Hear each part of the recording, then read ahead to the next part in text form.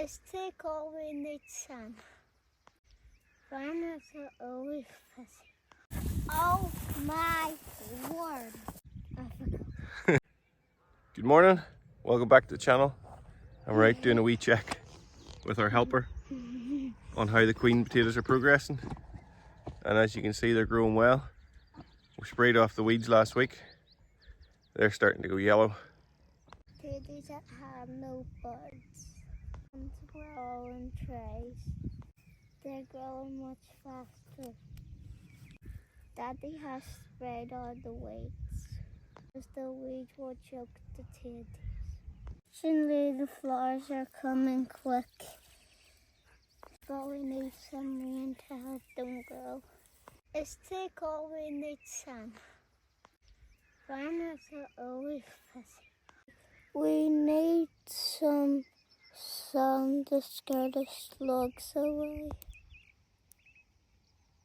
All in all, fairly pleased with this week. It's only had one fungicide so far. And that was just before heading out on the flag leaf to help try and keep it clean. There is wee spots of disease, bits of yellow rust trying to creep in. We'll try and get a fungicide now on this head, probably at the end of the week. And that will hopefully keep it right for another wee while.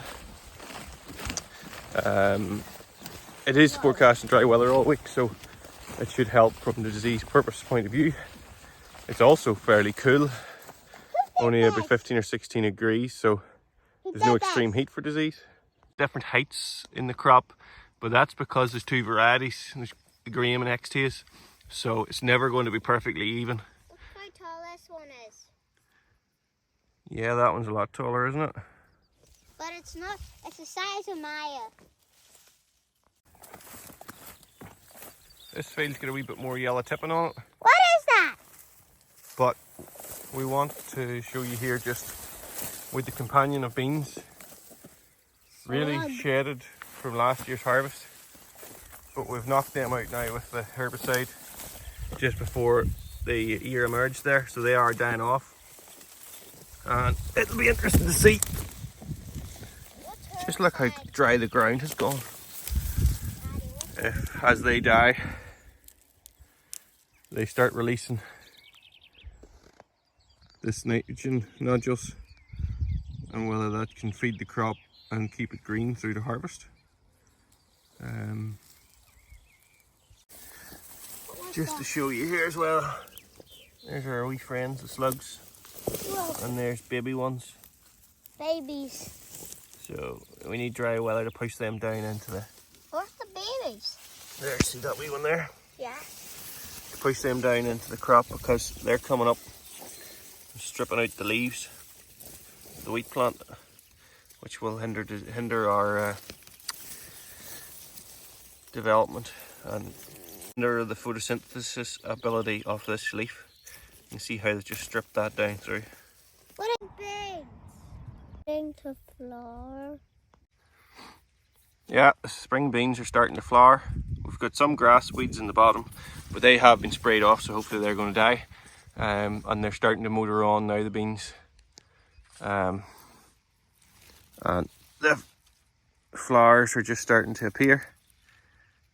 So they need a bit of sunshine now to keep them going on. No slugs eat our plants. You can see, look, they're eating holes in the leaves. So yeah, we need heat. Look at all these balls. That means we don't have to buy fertilizer. Crop are we in now, Alfie? Huh? What crop's this? Spring oats. Good man. The weeds have been sprayed off, and you'll see in a video I'll post in a couple of days me going through spraying them, and you'll get a good aerial view of the crop. Our drilling plots that we've been doing this last 5 years, and we've simplified it a wee bit this year. The top end of the field we simply have the full width of the field, no till. The middle section starts there, is min-till to 4 inches, and the bottom section of the field is ploughed. If we come to the separation line here, it'll give you a good visual. So this is the no-till. So straight in without any tillage with our horse double disc drill. And you can see there is thinner spots and there's weeds there, they are down. And in the spots where it's perfect. It's just trying to get that even establishment. But when you come across the line to the cultivated plots, they're looking really quite uniform. Good man. Nice stand of crop, quite happy. So that's cultivated. And no-till. So the no-till has thinner spots like that and thicker spots like that. And it's just how that all evens up and what that equates to in yield. Wheat can compensate quite a bit, can spring crop compensate the same. So now we're further down the field. This again is the cultivated plots, dividing line, and we're in the ploughed plots. Ploughed plots, fairly good too. The only thing is, I think where the wheel marks are, and behind the drill, there's been a bit more compaction, and it's a wee bit thinner, but all in all the rest of it is good. There again you can see the wheel from that 3 meters and the wheel from this 3 meters is a wee bit thinner, and then we're good in between, and you can actually see it there. But all in all, it's a good enough stand of crop. Oh my word. Look at the size of these. Look at the size of this wheat. There's not supposed to be wheat in here, Alfie. That's the wee bit in the tram line where it's grew. You go out and show us the height of the oats. The same height as me. What was Daddy doing in here? What's the problem? They're both not the same height. It was too wet to drill the outsides of these fields when we sowed the oats, and we didn't want to hamper soil conditions or the crop and then have to re-drill it in the spring anyway. So we couldn't get the weather window and we ended up having to leave it. But we got it in spring oats. We have 2 other fields of spring oats anyway. It's just going to make harvesting a bit of a nightmare. Our winter oats, and the panicles are starting to come out nicely on the Mascani. And we ran out of Mascani seed here. There's actually a wee bit of a mixture of Mascani and Husky there. And when we come in here, we have Husky. It's a bit taller. The panicles are further out. And there's, I think there's a child in there somewhere. And the panicles are well out above the flag leaf, so it's a bit more advanced. Because this is a spring variety that can be sown in winter, it does grow a lot quicker. I don't know, but I think I reckon the But flops. I'm really pleased with how the oats are looking. If we can get them to stand and through the harvest, we'll be quite happy. They had their fungicide spray last week. It's really pretty clean. What happened to these oats? So I'm hoping there's good potential in these oats if we can get them through the harvest. My issue with oats every year has been lodging to a certain extent, but we've had good crops of oats, so let's see if we can maintain that. What happened to this oat? It's yellow. The outsides of these fields were given a run of digestate as well. In the springtime there, because the field was sitting cultivated, and all it needed was another cultivation and drill, we got 2,000 gallon digestate on, cultivated it in and then drilled it, and it's made a mighty job of it. Both are exactly the same seeds, but they were both planted. They both weren't planted at the same time. This one was planted in April. Yeah. This one was planted in October. October. So it's a lot bigger and taller and more advanced. But when it comes to harvest, they'll both be nearly the same size. So this This is the height whenever this one stands. Yeah. This is the height whenever this one stands. There's a big difference, isn't there? So whenever they both grow, they'll be this size. Yeah. Taller than me.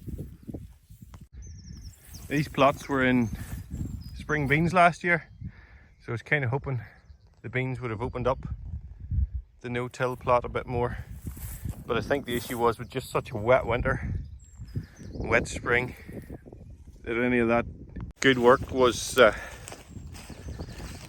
taken away again by the amount of rain there was, just slumping the ground back down a wee bit again. So it'll be interesting to see how we get it on. And now that we've done 5 years of purely cereal crops as such, beans was really the first sort of deep rooting crop. I'd like to do a wee bit more with adding cover crops to the trial plots now, and see can we alter the benefits to the no-till plots, etc., rather than solely relying just on the roots of the crop to try and penetrate the soil. So this is our volunteer wheat. This is the field that we completely lost last year, more or less. We only harvested 5 or 6 tonne off it, about 0.9 tonnes to the acre. It's a small field, but we left it to grow. We stuck 200 weight of nitrogen on it, and we gave it one fungicide there at flagleaf, along with a bit of herbicide. And it is more advanced than the others. It's mid-flowering, as you can see. There's one there, good example. This is oats in sprayed. Yes, that's oats. That's a wild oat. Look at the rust on it. But for a volunteer crop with very little input, there'll be something here to harvest. We were due to put it in spring beans, but we'll take the wheat. Some of the lower leaves are quite dead,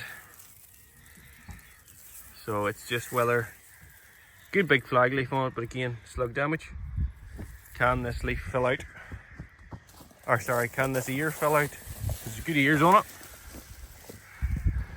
Good long ears. They're very good ears.